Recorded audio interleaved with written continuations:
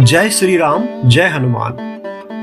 सनातन धर्म को मानने वाले सभी भक्तजनों को नमस्कार।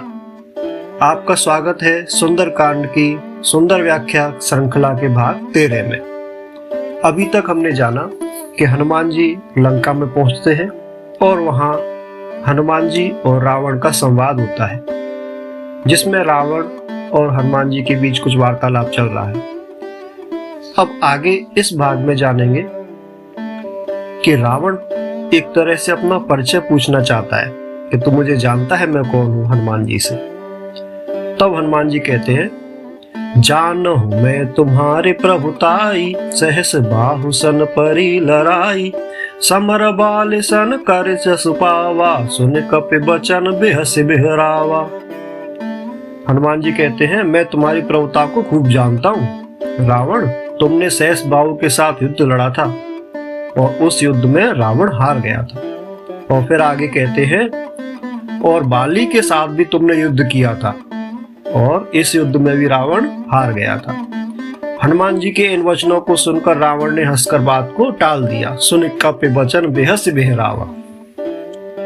अब हनुमान जी उससे आगे कहते हैं कि मैंने फल क्यों खाए। इसके बारे में जवाब देते हुए हनुमान जी रावण को कहते हैं, खायऊ फल प्रभु लागी भूखा, कपि स्वभाव ते तोरे रूखा, सबके देह परम प्रिय स्वामी, मारहि मोहि कुमारग गामी। हे राक्षसों के स्वामी, मुझे भूख लगी थी इसलिए मैंने फल खाए और स्वभाव से वानर हूँ, अतः इस कारण वृक्ष तोड़े।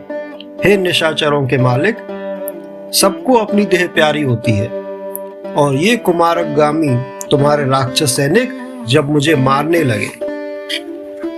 इसके बाद में फिर हनुमान जी आगे कहते हैं, जिन मोहे मारा ते मैं मारे, ते पर बांधे तनय तुम्हारे, मोहे न कछ बांधे कई लाजा, कीन चहो निज प्रभु कर काजा। तब जिन्होंने मुझे मारा उनको मैंने भी मारा, इस बात पर तुम्हारे पुत्र ने मुझे बांध लिया। तह पर बांधे तनय तुम्हारे, किंतु मुझे बांधे जाने पर मैं लज्जित नहीं हूँ। मैं तो अपने प्रभु का काम करना चाहता हूँ, इसी उद्देश्य के साथ मैं यहाँ पर आया हूँ। और हनुमान जी कहते हैं, बिनती करऊं जोर कर रावण, सुनहु मान तज मोर सिखावन, देखो तुम निज कुलह बिचारी, भ्रम तज भजौ भगत भयहारी। हे रावण, मैं हाथ जोड़कर विनती करता हूँ, तुम अभिमान छोड़कर मेरी सीख सुनो। तुम अपने पवित्र कुल का विचार करो कि तुम ऋषि पुलस्त्य के वंशज हो और भ्रम को छोड़कर भक्त भयहारी भगवान को भजो, उनकी शरण में आ जाओ। जाके डर अति काल डराई, जो सुर असुर चराचर खाई, तासो बयर कबहु नहीं कीजे, मोरे कहे जान की दीजे। हनुमान जी प्रभु श्री राम के बारे में कहते हैं, जो देवता राक्षस और समस्त चराचर को खा जाता है, वह काल भी जिनके डर से अत्यंत डरता है, उनसे कदापि बैर न करो तो मेरे कहने से जानकी जी को दे दो। प्रणतपाल रघुनायक, करुणा सिंधु खरार, गए शरण प्रभु राखी है, तब अपराध विसार। और हनुमान जी कहते हैं, घर के शत्रु श्री रघुनाथ जी शरणागतों के रक्षक और दया के समुद्र हैं। शरण में जाने पर प्रभु श्री राम तुम्हारा अपराध भुलाकर तुम्हें अपनी शरण में रख लेंगे। राम चरण पंकज उर धरहु, लंका अचल राज तुम करहु, ऋषि पुलस्त्य जसु बिमल मयंका, ते सिमहु जनि होहु कलंका। और हनुमान जी आगे कहते हैं कि तुम श्री राम के चरणों को हृदय में धारण करो और लंका का अचल राज्य करो, अर्थात निर्भय होकर के फिर तुम लंका पर राज कर सकते हो। ऋषि पुलस्त्य जी का यश निर्मल चंद्रमा के समान है, उस चंद्रमा में तुम कलंक न बनो। और आगे हनुमान जी कहते हैं, राम नाम बिनु गिरा न सोहा, देखे विचार त्यागी मद मोहा, बसनहीन नहीं सोह सुरारी, सब भूषण भूषित बर नारी। हे रावण, राम नाम के बिना वाणी शोभा नहीं पाती मद मोह आदि को छोड़कर विचार करके देखो। हे देवताओं के शत्रु, सब गहनों से सजी हुई स्त्री भी कपड़ों के बिना शोभा नहीं पाती। यहाँ हनुमान जी कई तरह से तर्कों के द्वारा रावण को समझाने की कोशिश कर रहे हैं। फिर हनुमान जी कहते हैं, राम विमुख संपत्ति प्रभुताई, जाई रही पाई बिनु पाई, सजल मूल जिन सरतन नाही, बरस गए पुण्य तबहि सुखाई। हनुमान जी कहते हैं कि राम विमुख पुरुष की संपत्ति और प्रभुता रही हुई भी चली जाती है, यानी उसके पास हो तो भी वो चली जाती है, और उसका पाना न पाने के समान ही है।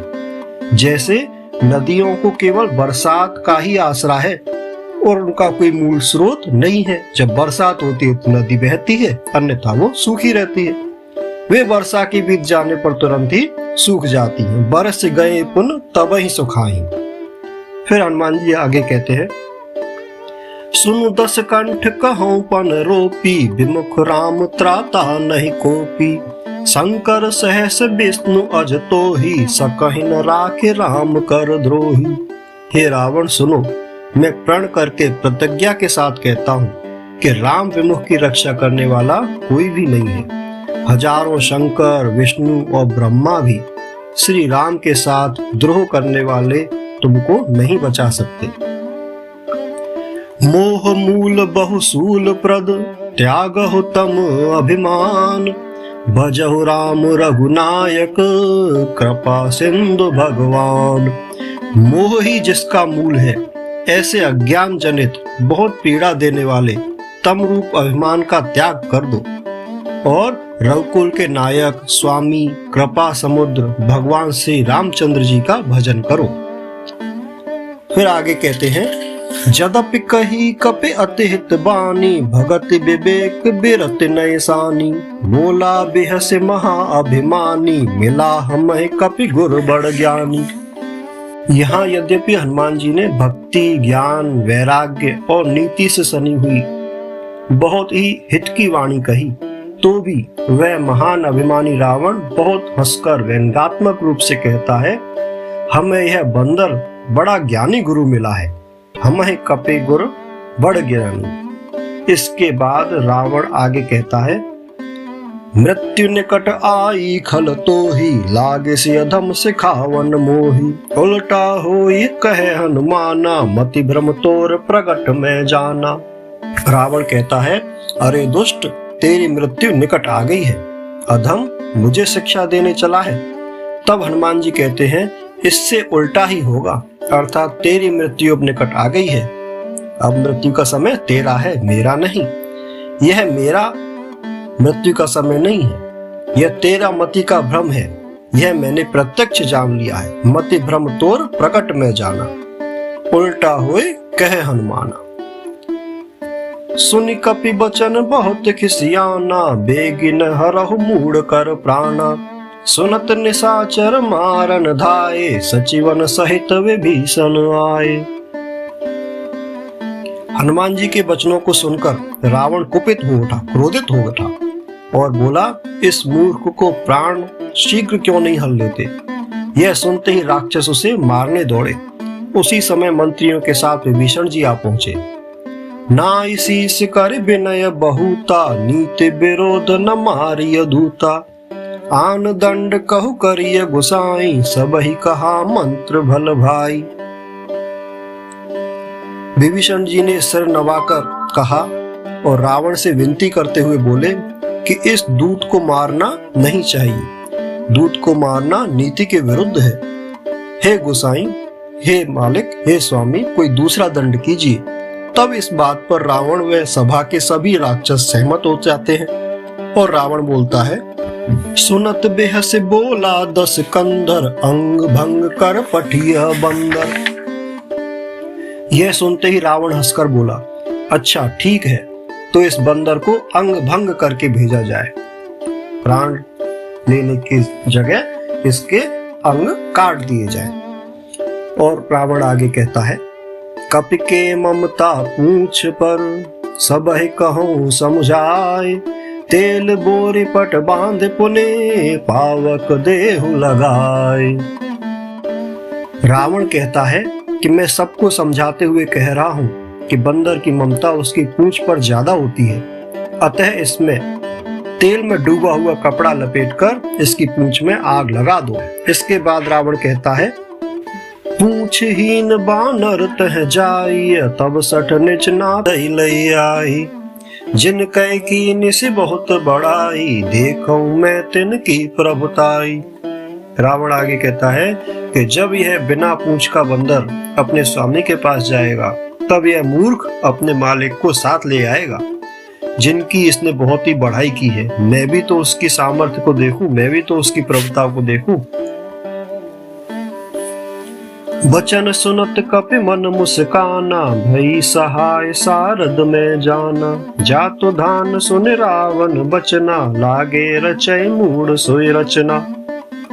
यह वचन सुनते ही हनुमान जी के मन में एक मुस्कुराहट आती है और वो सोचने लगते हैं कि मैं जान गया, रावण के मुख से स्वयं सरस्वती जी ने यह कहलवाया है, क्योंकि अशोक वाटिका में त्रिजटा को सपना आया था कि सपने वानर लंका जारी, और हनुमान जी वह सुन रहे थे।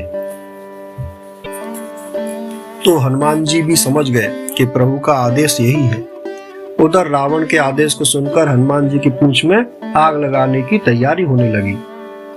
और फिर क्या होता है, रहान नगर बसन घृत तेला बाढ़ी पूछ कीन कप खेला। कौतुक कह आए पुरवासी मारहि चरण करहि बहु हासी। हनुमान जी ने अपनी पूंछ को इतना लंबा कर दिया कि उस पर कपड़ा लपेटते लपेटते कम पड़ने लगा और घी तेल लगाते लगाते वह भी खत्म हो गया। और इस बात को सुनकर नगरवासी लोग वहां आए, तमाशा देखने लगे और चरण धरती में मार मार कर बहुत जोर से हंसने लगे। बाजहे ढोल दे सब तारी नगर फेर पुन पूछ प्रजारी। पावक जरत देखे हनुमंता भयउ परम लघु रूप तुरंता। इस संपूर्ण प्रकरण के दौरान ढोल बजते हैं तथा सब लोग ताली बजाते हैं और इस प्रकार पूरे नगर में हनुमान जी को घुमाते हुए उनकी पूंछ में आग लगा दी जाती है। और अग्नि को जलते हुए देखकर हनुमान जी ने लघु रूप धारण कर लिया। निबुक चढ़े कपि कनक अटारी भई सभीत निशाचर नारी। और लघु रूप धारण करने के बाद वह उन राक्षसों के बंधन से मुक्त हो जाते हैं और वह लंका की सोने की अटारियों पर जा चढ़ते हैं और उनको देखकर राक्षसों की स्त्रियां भयभीत तो उठती हैं। हरि प्रेरित तही अवसर चले मरुत 49 अट्टाहस कर गर्जा कपि बड़ी लाग आकाश। उसी समय भगवान की प्रेरणा से 49 पवन चलने लगते हैं। हनुमान जी अट्टाहस करके गरजे और बढ़कर आकाश से जा लगे, अर्थात विशाल रूप धारण कर लिया। देह विशाल परम हरु आई मंदिर ते मंदिर चढ़ाई। जरई नगर भालोग बेहाला झपट लपट बहुकोट कराला। अब यहाँ हनुमान जी की चपलता और लंका के विध्वंस की बात शुरू होती है। हनुमान जी की देह विशाल परंतु बहुत ही हल्की और फुर्तीली है। वे दौड़कर एक महल से दूसरे महल पर चढ़ जाते हैं। नगर जल रहा है और लोग बेहाल हो गए हैं। आग की कोटि कोटि लपटें झपट रही हैं। तात मातु हा सुनिय पुकारा ए अवसर को हमें उबारा। हम जो कहा यह कपि नहीं कोई बानर रूप धरे सुर कोई। हनुमान जी द्वारा लंका को अग्नि से जलाने पर चारों ओर हे पिता हे माता इस अवसर पर हमें कौन बचाएगा, यही चीख पुकार मच रही है। और कई लोग तो यह भी कह रहे हैं कि हम तो पहले ही कह रहे थे ये कोई वानर नहीं, ये तो वानर रूप में अवश्य ही कोई देवता है। साधु अवज्ञा कर फल ऐसा जरिय नगर अनाथ कर जैसा। जारा नगर निमिषेक माही एक विभीषण कर ग्रह नाही। लंका को जलते देखकर वहां उपस्थित लोग यही कह रहे हैं कि यह एक साधु के अर्थात सज्जन व्यक्ति के अपमान का फल है कि हमारी यह लंका नगरी अनाथों की तरह जली जा रही है। और ये पवन पुत्र श्री हनुमान जी ने एक ही क्षण में अर्थात कुछ ही समय में लंका को जला दिया, परंतु विभीषण के घर को छोड़ दिया। ताकर दूत अनल जहि सिर जा, जरा न सोते कारण गिर जा। उलट पलट लंका सब जारी, कूद परा पुन सिंधु मझारी। भगवान शिव पार्वती जी से कहते हैं कि हे गिरजा, जिन्होंने ये अग्नि बनाई है उन्हीं श्री राम के हनुमान जी दूत हैं, अतः इस अग्नि द्वारा हनुमान जी नहीं जल पाए। और हनुमान जी ने उलट पुलट करते हुए पूरी लंका को जला दिया और अंत में आग बुझाने के लिए समुद्र में कूद पड़े। कूद परा पुन सिंधु मझारी। पूछ बुझाए खोई श्रम, धरे लघु रूप बहोर। जनक सुता के आगे, ठाड़ भयउ कर जोर। हनुमान जी अपनी पूंछ की आग बुझाकर और थकावट दूर कर फिर से छोटा रूप धारण कर हनुमान जी श्री जानकी माता के सामने हाथ जोड़कर जा खड़े हुए और बोले, मात मोह दीजे कछु चीन्हा, जैसे रघुनायक मोह दीन्हा। चूड़ा मने उतार तब दयऊ, हरस समेत पवन सुत लयऊ। हनुमान जी कहते हैं, हे माता, जिस प्रकार रघुनाथ ने पहचान स्वरूप मुद्रिका दी थी जिससे आपको विश्वास हुआ था, अब आप भी मुझको इसी प्रकार कोई पहचान चिन्ह दें। तब माता सीता ने चूड़ामणि उतार कर हनुमान जी को सौंप दिया और हनुमान जी ने हर्ष सहित उसे ले लिया और माता सीता ने कहा, कहे उतात अस मोर प्रणामा, सब प्रकार प्रभु पूरन कामा। दीन दयाल बिरदु संभारी, हरहु नाथ मम संकट भारी। जानकी जी ने कहा, हे तात, श्री राम के चरणों में मेरा प्रणाम निवेदन करना और उनसे इस प्रकार कहना, हे प्रभु, यद्यपि आप सब प्रकार से पूर्ण काम हैं, अतः आपको किसी प्रकार की कामना नहीं है, तथापि दीनों पर दुखियों पर दया करना आपका विरध है। अतः उस विरध को, उस सहज भक्त वत्सल स्वभाव को याद ही करके मेरे नाथ इस भारी संकट को दूर कीजिए। और सीता जी आगे कहती है, तात शक्र सुत कथा सुनायु, बाण प्रताप प्रभु ही समुझायु। मास दिवस महु नाथ न आवा, तो पुण्य मोह जियत नहीं पावा। सीता माता कहती है, हे तात, प्रभु श्री राम को इंद्र पुत्र जयंत की कथा सुनाना और प्रभु को उनके बाण का प्रताप समझाना और साथ ही कहना कि यदि महीने भर में नाथ आप नहीं आए तो फिर मुझे जीवित नहीं पाएंगे। कहु कपि कहि बिद राखो प्राणा, तुम तात कहत सब जाना।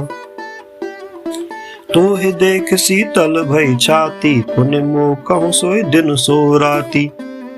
हे हनुमान, कहो मैं अपने प्राणों को किस प्रकार रखूं? हे तात, तुम भी अब जाने को कह रहे हो। तुमको देखकर छाती ठंडी हुई थी, मुझे थोड़ा धीरज बंधा था। अब मुझे फिर वे ही रात दिन देखने को पड़ेंगे। जनक सुत ही समुझाए करे, बहुविध धीरज दीन। चरण कमल से रुनाए कपि, गवन राम बहकीन।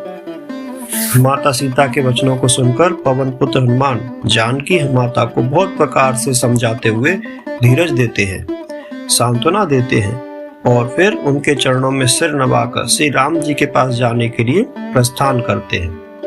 चलत महाधुनि गर्जिस भारी, गर्भ स्त्रवै सुने निश्चर नारी। नाग सिंधु एहि पारहि आवा, सबद किल किला कपिन सुनावा।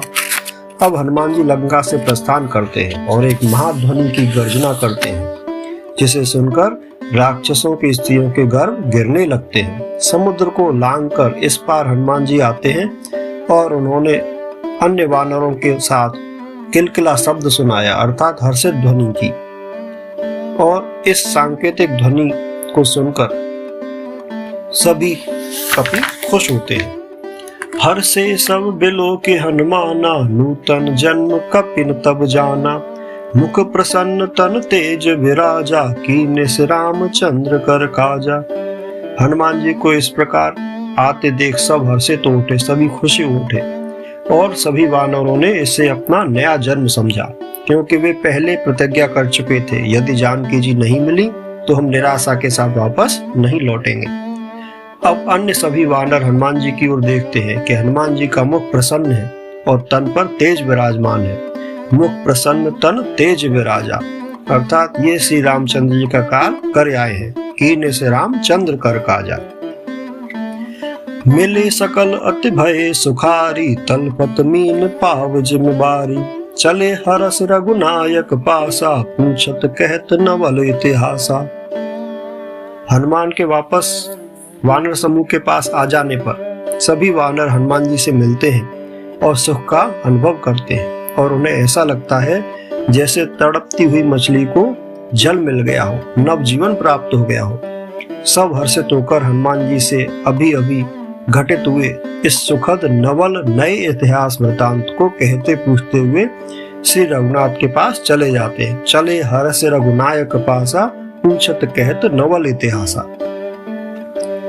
तब मधुबन भीतर सब आए, अंगत सम्मत मधुफल खाए। रखवारे जब बरजन लागे, मुष्टि प्रहार हनत सब भागे। जैसे ही हनुमान जी अंगद आदि सभी वानरों सहित अपने राज्य में पहुंचते हैं तो वहां के उद्यान में लगे हुए मधुर मीठे फलों को राजकुमार अंगद की आज्ञा लेकर खुशी से खाने लगते हैं। और जब बाग के रखवाले उन्हें रोकते हैं तो उन्हें मुष्टि प्रहार से, मुक्के के प्रहार से उन रखवालों को भी मारने लगते हैं और बाग की रखवाली करने वाले भी वहां से भागने लगते हैं।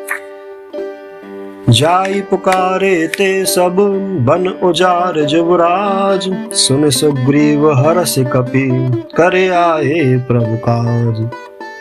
रखवाले भागकर महाराज सुग्रीव के पास पहुंचे और कहने लगे, प्रभु युवराज अंगद और उनके साथ समस्त वानर दल बाग को उजाड़ रहे हैं। यह सुनते ही सुग्रीव खुश हो उठे। वे समझ गए इस व्यवहार का अर्थ क्या है। वो कहते हैं कि अवश्य ही वानर प्रभु का कार्य पूर्ण करके आए हैं। सुन सुग्रीव हरष कपि, करे आए प्रभु काज। तो साथियों, यह था सुंदरकांड की सुंदर व्याख्या का भाग 13। यदि आपको यह वीडियो पसंद आया हो, सुंदरकांड की सुंदर व्याख्या पसंद आई हो, तो इसे लाइक करें, चैनल को सब्सक्राइब करें और शेयर करें। धन्यवाद। जय श्री राम, जय हनुमान।